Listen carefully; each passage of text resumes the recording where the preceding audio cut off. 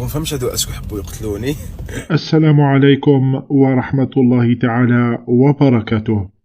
تداول رواد مواقع التواصل الاجتماعي في الجزائر منذ لحظات وبقوة مقطع فيديو يظهر فيه الإعلامي ياسين كنطاش مقدم البرامج في قناة النهار، وهو يتحدث ربما عن محاولة أحدهم التعمد في قتله بعد أن اكتشف أنه تم سرقة براغي إطارات سيارته.